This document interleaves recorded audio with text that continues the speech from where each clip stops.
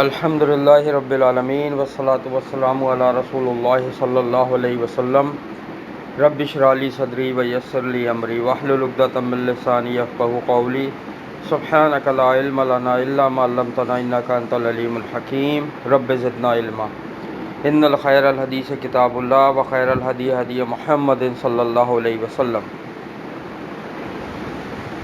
سورہ نمل ہماری چل رہی ہے، 5 آیات تک ہم نے پڑھا تھا، اور اس میں ہم نے حروف مقطعات کا ایک مختصر اس کی تفصیل جانی تھی، اور قرآن کے بارے میں ذکر ہے کہ یہ واضح اور کھلی کتاب ہے اور ہدایت اور خوشخبری ہے مومنوں کے لیے۔ لیکن کون مومن؟ جو نماز قائم کرتے ہیں اور زکوٰۃ ادا کرتے ہیں اور وہ آخرت پر یقین رکھتے ہیں۔ ٹھیک ہے، مومنوں کی بہت ساری پہچان ہے، جن میں سے کچھ پہچان یہاں پر بتائی گئی کہ نماز، زکوٰۃ اور آخرت پر یقین۔ بلا شبہ وہ لوگ جو ایمان نہیں لاتے آخرت کے ساتھ، اللہ تعالیٰ نے ان کے لیے سجا کر، سنوار کر دکھا دیے گئے ہیں ان کے اعمال جو وہ کرتے رہتے ہیں۔ یہ بھی تفصیل میں نے بتا دی تھی کہ وہ اپنے اعمال پر خوش ہوتے رہتے ہیں، شاید یہی صحیح ہے لیکن اصل میں وہ خسارہ اٹھانے والے ہیں، ساری زندگی کی محنتیں برباد ہو گئی ان کی۔ ٹھیک ہے، یہ ذہن میں رکھو کہ جو عمل قرآن اور حدیث سے ثابت ہے بس اسی پہ عمل کرنا ہے، باقی سب بیکار ہے، جتنی ہی محنت کا عمل کیوں نہ ہو۔ اللہ کے نزدیک اس عمل کی اہمیت ہے جو قرآن اور حدیث سے ثابت ہے بس۔ اور یہ وہ لوگ ہیں جن کے لیے انتہائی عذاب ہے، اور وہ آخرت میں وہی لوگ سب سے زیادہ خسارہ اٹھانے والوں میں ہو جائیں گے۔ یہ ہم نے پڑھا تھا، آگے چلتے ہیں۔ اعوذ باللہ السمیع العلیم من الشیطان الرجیم من ہمزہ ونفخہ ونفثہ۔ وَإِنَّكَ لَتُلَقَّى الْقُرْآنَ مِن لَّدُنْ حَكِيمٍ عَلِيمٍ إِذْ قَالَ۔ اب اللہ تعالیٰ فرما رہے ہیں بلا شبہ آپ البتہ سکھلائے جاتے ہیں قرآن نہایت حکمت والے اور بہت علم والی ذات کی طرف سے۔ اللہ تعالیٰ نے نبی صلی اللہ علیہ وسلم کو یہ جو قرآن سکھایا ہے، یہ اللہ فرما رہے ہیں کہ ایک تو یہ اللہ کی طرف سے ہے، اور ایسے رب کی طرف سے ہے جو علم والا اور حکمت والا ہے، کہ اللہ کو تمام کائنات کا علم ہے، کچھ بھی وہ اللہ سے چھپا ہوا نہیں ہے، اور حکمت والا ہے۔ ہر چیز کے پیچھے اللہ کی کوئی نہ کوئی حکمت ہے، ہر کام کے پیچھے جو بھی انسان جو کام کرتا ہے اس کے پیچھے کوئی حکمت ہوتی ہے، کہ اللہ تعالیٰ نے کسی کی شادی کہیں کری، کسی کا روزگار کہیں لگایا، کسی کو کہیں پیدا کیا، جو بھی اللہ تعالیٰ جس کے ساتھ کر رہا ہے، اور وہ بندہ پھر اس حساب سے روزگار کما رہا ہے یا اس حساب سے شادی کر رہا ہے، یہ جو کائنات چلا رہا ہے نا اللہ کی، اس کے پیچھے حکمت ہے، یہ اللہ ہی چلا رہا ہے۔ ٹھیک ہے، تو بڑا علم والا ہے اللہ اور حکمت والا ہے۔ حکمت میں نے بتا بھی دی ہے کہ حکمت جو ہے نا وہ سمجھو کہ جو آج کل سائنس ہے نا، یہ سمجھو حکمت ہے، لیکن سائنس بہت پیچھے ہے حکمت سے۔ جبھی تو کہتے ہیں حکیم کے پاس جاؤ، جب کہیں علاج کسی چیز کا نہیں ملتا تو کہتے ہیں بھائی حکیم سے رابطہ کرو۔ یار کوئی حکیم ہے اچھا نظر میں کہ بہت ڈاکٹروں کو دکھا لیا، اب حکیم کی حکمت، کیونکہ اس کو حکمت پتہ ہوتی ہے، اس کو پتہ ہوتا ہے کہ کیا چیز کرنی ہے اور کون سی جڑی بوٹی کس کام آنی ہے، یا کون سے عمل سے کیا ہونا ہے۔ مجھے ابھی اچھی طریقے سے یاد آ رہا ہے، ہمارے ایک استاد ہوا کرتے تھے، وہ اپنے گاؤں کا بتاتے ہیں کہ ہمارے گاؤں میں ایک بندے کو پتہ نہیں کیا بیماری ہو گئی اور وہ صحیح نہیں ہو رہی، سارے ٹیسٹ کروا لیے، ڈاکٹروں کو دکھا لیا۔ اب ایک بوڑھے حکیم تھے بہت، کہیں پاکستان میں پتہ نہیں کہاں، تو ان کے پاس گئے پتہ کر کے کہ کون ہے، ان کے پاس پہنچے کہ یہ بیماری ہے، ایسا ایسا ہے۔ تو انہوں نے کہا ایسا کرو، آپ فلاں نسل کے کبوتر لا کے جہاں پہ آپ سوتے ہیں نا وہاں پہ پالیں، یعنی ایک پنجرہ وہاں رکھیں جس میں فلاں نسل کے کبوتر، جیسے ہوتے ہیں نا لکا کبوتر ہو گئے اور پتہ نہیں کون کون سے ہوتے ہیں، بہرحال تو فلاں قسم کے کبوتر جو ہے نا آپ وہاں پہ پالیں۔ وہ انہوں نے پالے وہاں پہ تو صحیح ہو گئے، تھوڑے ہی عرصے میں بیماری ختم ہو گئی۔ تو وہ حکیم کے پاس گئے کہ حکیم صاحب میں نے تو کبوتر پالے، بیماری میری صحیح ہو گئی، لیکن نہ آپ نے کوئی احتیاط بتائی، نہ کوئی دوا، نہ کچھ۔ تو وہ حکیم صاحب کہنے لگے اصل میں جو آپ کو بیماری ہے نا، یہ قسم کا ایک کبوتر ہے نا، اس کے پروں میں ایک ایسے جراثیم ہوتے ہیں جو اس بیماری کے دشمن ہیں، تو میں نے اسی لیے کہا کہ یہ کبوتر پالیں کہ اس کے جراثیم جس کمرے میں آپ سو رہے ہیں ہوا میں جب وہ اڑیں گے جراثیم تو آپ کی سانس کے ساتھ بھی اندر جائیں گے، تو ان جراثیم نے یہ بیماری کو ختم کر دیا۔ یہ تو ایک چھوٹی سی حکمت تھی اس حکیم کی۔ اللہ تو پوری کائنات چلا رہا ہے، جبھی تو اللہ تعالیٰ نے نبی صلی اللہ علیہ وسلم کو وحی کے ذریعے سے وہ حکمتیں سکھائیں جو اس سے پہلے کوئی نہیں جانتا تھا، کہ سیدھی کروٹ سو، ٹھیک ہے، پانی 3 سانس میں پیو، پھر پانی اور کھانے پینے کی چیزوں میں پھونک نہیں مارنی چاہیے۔ یہ وہ حکمتیں، اس طرح کی کتنی لاتعداد لاکھوں کی تعداد میں حکمتیں ہیں کہ جو نبی صلی اللہ علیہ وسلم نے لوگوں کو بتائیں کہ یہ ہے تو یہ کام کرو، یہ ہے تو یہ کرو، یہ ہے تو یہ کرو۔ یہ وہ حکمت ہے، اور اللہ پوری کائنات چلا رہا ہے، اللہ کو ہر چیز کا پتہ ہے، ٹھیک ہے۔ تو بہرحال اللہ بہت علم والا اور حکمت والا ہے، جس کی طرف سے یہ قرآن نازل کیا گیا اور نبی صلی اللہ علیہ وسلم کو ہی اللہ نے قرآن سکھایا ہے۔ آگے چلتے ہیں۔ قال موسى لأهله إني آنست نارا سآتيكم منها بخبر أو آتيكم بشهاب قبس لعلكم تصطلون جب کہا موسیٰ علیہ السلام نے اپنی اہلیہ سے، اچھا دیکھو یہاں پہ لفظ ہے لِأَهْلِهِ، اہل کے لیے، گھر والوں کے لیے اہل کا لفظ استعمال کیا جاتا ہے، ٹھیک ہے۔ ایسے ہی نبی صلی اللہ علیہ وسلم کے جو اہل بیت ہیں، اہل بیت ہے نا، یہاں موسیٰ علیہ السلام نے کس سے کہا تھا؟ اپنی بیوی سے کہا تھا نا۔ یہ میں بھی بتاؤں آگے پورا واقعہ، میں کچھ اور بتانا چاہ رہا ہوں کہ اہل کا لفظ یہاں پہ قرآن میں بیوی کے لیے استعمال کیا ہے۔ ایسے ہی جب اہل بیت کہا جاتا ہے تو اہل بیت میں بیویاں شامل ہوتی ہیں۔ اماں عائشہ صدیقہ رضی اللہ تعالیٰ عنہ اور نبی صلی اللہ علیہ وسلم کی تمام بیویاں اہل بیت میں سے تھیں۔ یہ لوگ جو کہتے ہیں، کچھ لوگ غلط کہتے ہیں کہ اہل بیت میں صرف نبی صلی اللہ علیہ وسلم، ان کے داماد، ان کی بیٹی اور ان کے نواسے تھے، ان کی بیویاں بھی نبی صلی اللہ علیہ وسلم کی اہل بیت میں تھیں۔ اس کی دلیل ہمیں قرآن سے ملتی ہے۔ تو بہرحال حضرت موسیٰ علیہ السلام نے اپنی اہلیہ سے کہا، بے شک میں نے دیکھی ہے آگ، ان قریب میں لاؤں گا تمہارے پاس اس سے کوئی خبر، یا میں لاؤں گا تمہارے پاس کوئی شعلہ سلگتا ہوا تاکہ تم تاپو یا گرم ہو سکو۔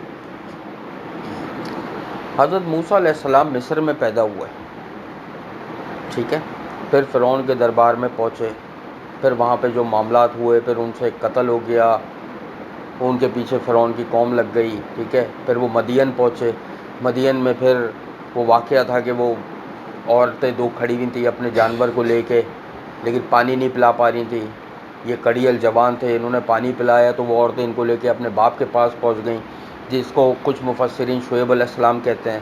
انہوں نے ان کو 10 سال یا 8 سال اپنے پاس اس پر رکھا بکریاں چرانے پر، اور پھر اس کے بعد اپنی ایک بیٹی سے ان کا نکاح کر دیا موسیٰ علیہ السلام کا۔ اس بیٹی کے ساتھ یہ مدین سے واپس آ رہے تھے، اس وقت اللہ تعالیٰ نے موسیٰ علیہ السلام کو نبوت کے لیے چنا۔ یہ اس کے بعد کی بات ہے، اور اس کے بعد جو یہ جو آیت ہے نا، اس کے بعد جو واقعہ شروع ہوتا ہے نا، وہ سورہ بقرہ کی آیتوں میں شروع ہوتا ہے۔ اس کے بعد سورہ بقرہ والا جو پورا بنی اسرائیل والا واقعہ وہ اس کے بعد کا ہے۔ تو کہنے کا مقصد 2-3 چیزیں یہاں ذہن میں رکھو۔ پہلی چیز یہ کہ حضرت موسیٰ علیہ السلام نے بکریاں چلائیں۔ بکریاں چرانا اور خوشبو لگانا، یہ 2 سنتیں ایسی ہیں جو ہر نبی کی ہیں، ہر نبی نے اپنائی ہیں۔ خوشبو ہر نبی کو پسند تھی، ہر نبی نے اس کا استعمال کیا، اور بکریاں چرانے کا کام تقریباً اللہ تعالیٰ نے ہر نبی سے لیا ہے۔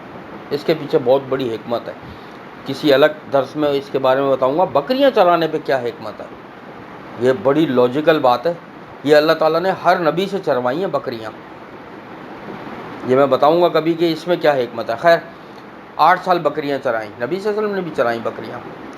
تو پھر حضرت شعیب علیہ السلام، بہرحال اس میں مفسرین کا اختلاف ہے، امام ابن جریر الطبری اور امام ابن کثیر یہ کہتے ہیں کہ وہ نبی جو تھے شعیب علیہ السلام تھے، لیکن کچھ مفسرین کہتے ہیں کہ شعیب علیہ السلام کا دور موسیٰ علیہ السلام کے دور سے 400 سال پہلے کا ہے، اس لیے وہ شعیب علیہ السلام نہیں تھے۔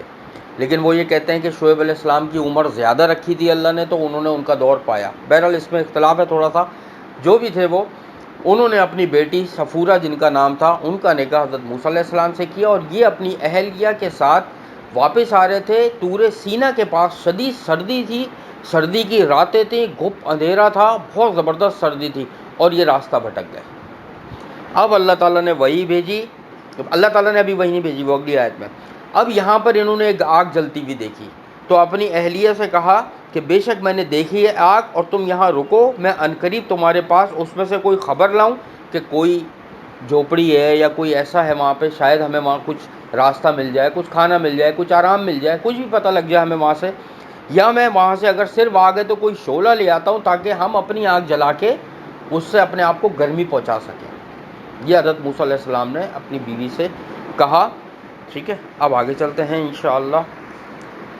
فلما جاءها نودي أن بورك من في النار ومن حولها وسبحان الله رب العالمين.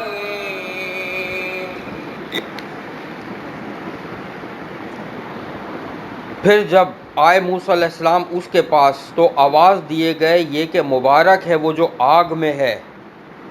جب حضرت موسیٰ علیہ السلام اس آگ کی طرف پہنچے تو اس آگ میں سے آواز آئی کہ مبارک ہے وہ ذات جو اس آگ میں ہے، اور وہ جو ارد گرد ہے وہ بھی مبارک ہے، برکت والا ہے، اور پاک ہے اللہ جو رب العالمین ہے.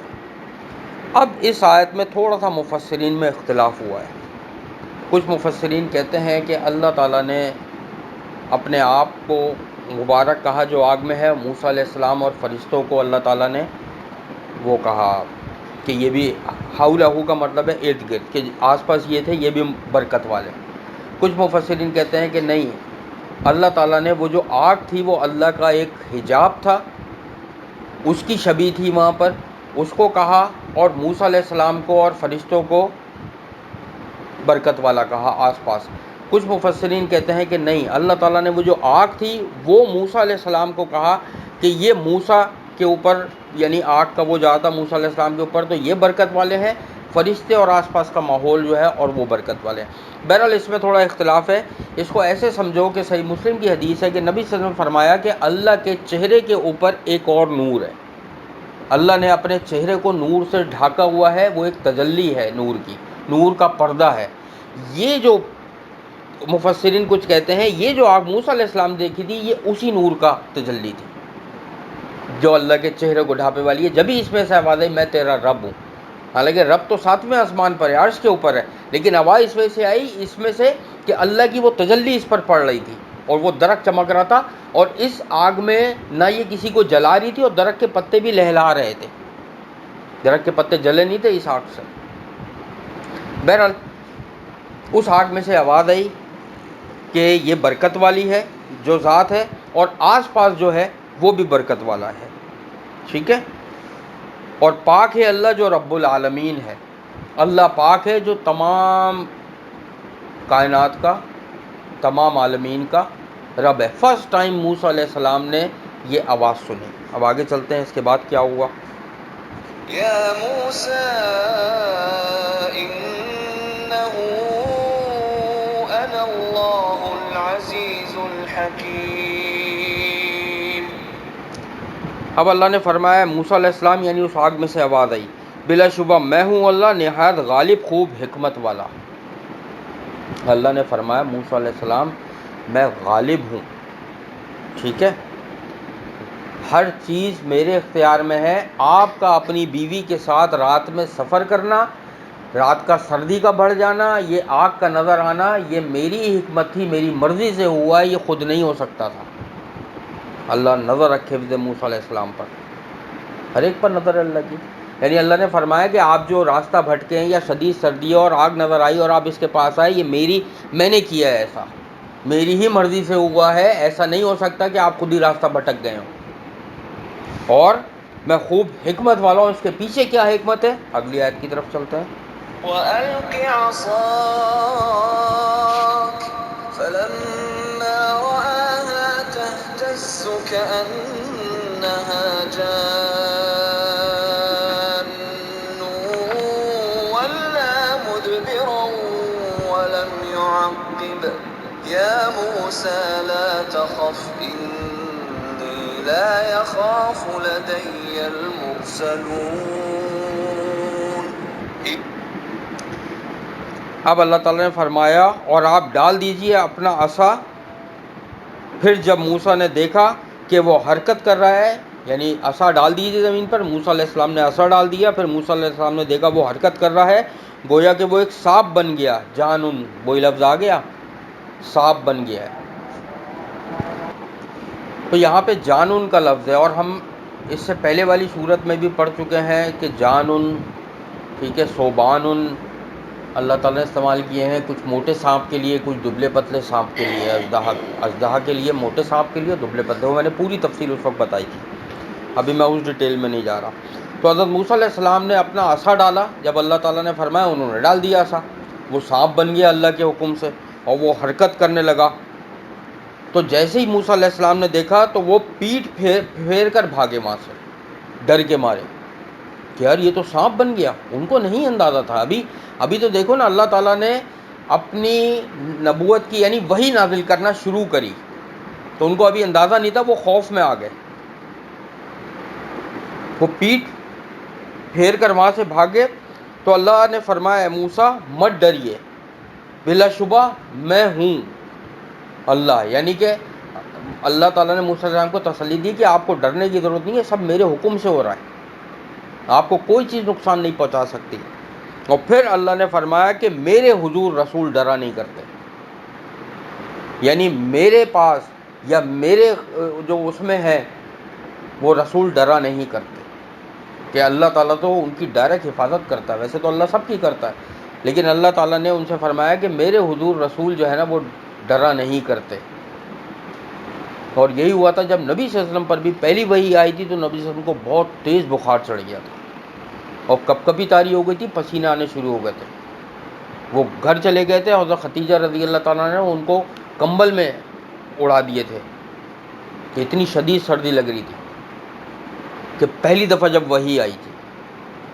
پھر جب آنے لگی وحی، کیونکہ فرسٹ ٹائم ہوتا ہے نا کہ اللہ تعالیٰ جب وحی بھیجتا ہے تو کائنات کا ایسا راز کھلتا ہے جو پہلے کبھی نہیں کھلا ہوتا. انبیاؤں پر جب بھی پہلی بار وحی آئی تو کائنات کا ایسا راز کھلا جو پہلے نہیں کھلا تھا، اور یہ صرف انبیاؤں کے لیے تھا، اس کے علاوہ کسی کے لیے نہیں. تو موسیٰ علیہ السلام بھی خوف میں آ گئے تھے اور ایک دم وہاں سے پلٹے کہ یہ کیا، یہ تو سانپ بن گئے، تو ابھی ڈس نہ لے مجھے. تو اللہ نے فرمایا یہ میرے حکم سے ہی بنا ہے، میں ہوں آپ کی حفاظت کے لیے، ڈرنے کی ضرورت نہیں ہے. اور میرے حضور یعنی جو میرے دربار میں ہو یا میرے سامنے کھڑا ہو تو وہ ڈرا نہیں کرتے رسول. کہ اللہ چاروں طرف نظر رکھے ہوا ہوتا، اللہ دیکھ رہا ہوتا ہے. یہاں سے واقعہ شروع ہوتا ہے یہ. اس کے بعد پھر آگے کس طریقے سے پورا وہ ہوا سورہ البقرہ میں ہے، اس کا پورا ذکر سورہ بنی اسرائیل میں بھی ہے، سورہ اعراف میں بھی ہم نے پڑھا، سورہ شورى میں بھی ہم نے پڑھا. موسیٰ علیہ السلام کا ذکر اور بنی اسرائیل کا ذکر تقریباً 28 پاروں میں قرآن میں تذکرہ ہوا ہے اس کا. ٹھیک ہے، تو آج بس یہیں تک پڑھیں گے. اللہ تعالیٰ سے دعا ہے جو کچھ بھی ہم نے پڑھا ہے اس پر عمل کرنے کی توفیق عطا فرمائے، اور ہمیں قرآن و سنت کے مطابق زندگی گزارنے کی توفیق عطا فرمائے. ہمارے گھروں میں، ہمارے رزق میں، ہمارے علم میں، عمل میں اللہ تعالیٰ بے حساب برکتیں عطا فرمائے. ہم سب کی تمام مشکلات، پریشانیاں، بیماریوں اور آزمائشوں کو اللہ تعالیٰ دور فرمائے. اللہ تعالیٰ نے جس طرح ہم سب کو دنیا میں قرآن پاک کے خاطر جمع فرمایا ہے، قیامت والے دن اور جنت الفردوس میں بھی اللہ ہم سب کو اسی طریقے سے جمع فرما دے. ہمارا حساب کتاب آخرت میں انبیاء، شہداء، صدیقین اور سلف صالحین کے ساتھ فرما دے. ہمیں ان 70,000 لوگوں میں شامل فرما دے جو بغیر حساب کتاب کے اللہ کی رحمت سے جنت الفردوس میں جائیں گے. اللہ تعالیٰ ہمیں آخرت میں نبی صلی اللہ علیہ وسلم کا ساتھ، ان کی شفاعت اور ان کے ہاتھوں سے آب کوثر نصیب فرما دیجیے گا. ہماری موت اس حال میں ہو کہ ہم قرآن پاک سیکھنے اور سکھانے والے اور مسجد آباد کرنے والوں میں شامل ہوں. اللہ تعالیٰ ہمیں اپنے شکر گزار اور عبادت گزار بندوں میں شامل فرما دے. اللہم انا نسألوک الہدی والتقی والعفاف والغنی. رب انی لما انزلت الی من خیر فقیر. رب ارحمہما کما ربیانی صغیرا. ربنا آتنا فی الدنیا حسنۃ وفی الآخرۃ حسنۃ وقنا عذاب النار. رب اغفر وارحم وانت خیر الراحمین. ربنا تقبل منا انک انت السمیع العلیم وتب علینا انک انت التواب الرحیم. اللہم انا نسألوک الجنۃ الفردوس وقنا عذاب النار. اللہم انا نسألوک الجنۃ الفردوس وقنا عذاب النار، اللہم انا نسألوک الجنۃ الفردوس وقنا عذاب النار۔ سبحانک اللہم وبحمدک، نشہد ان لا الہ الا انت، نستغفرک ونتوب الیک۔ السلام علیکم ورحمۃ اللہ وبرکاتہ۔